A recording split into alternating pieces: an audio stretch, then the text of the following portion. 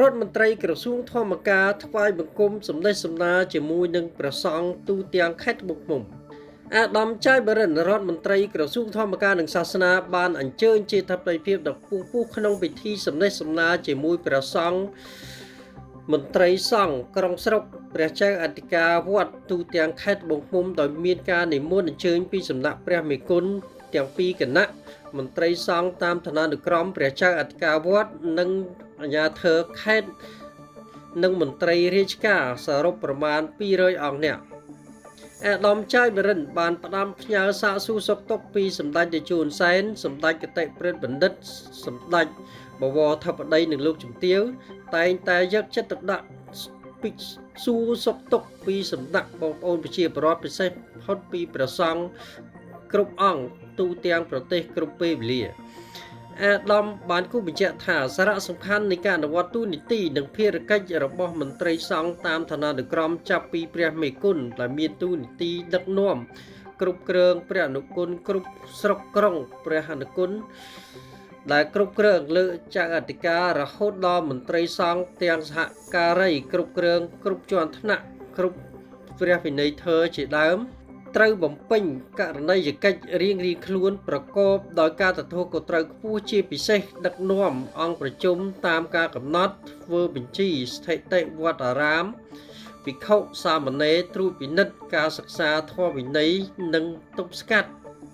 ឬនឹងកម្ចាត់អតិកោព្រមទាំងការធ្វើរបាយការណ៍ជាប្រចាំចំណែកអាចារ្យនីគណៈកម្មការវត្តត្រូវបំពេញទូនីតិ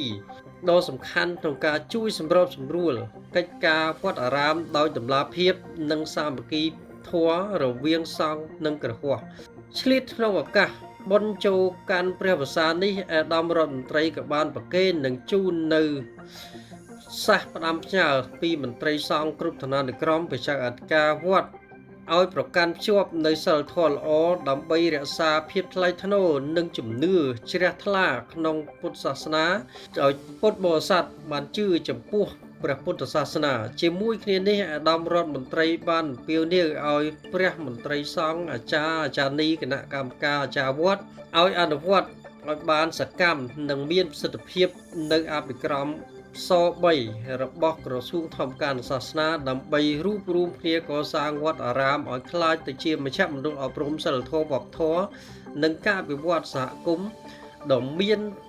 របៀបរៀបរយស្អាតបាតស្អាតស្អំនិងគួរជាទីជ្រះថ្លា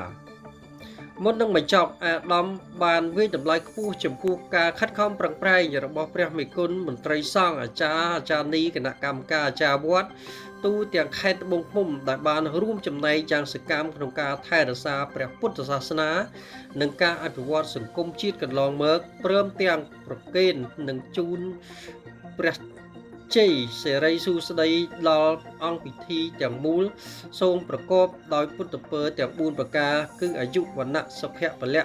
កំបីឃ្លៀងឃ្លាតឡើយពីខ្ញុំឆាំរឿង LTNG News ត្បូងឃ្មុំ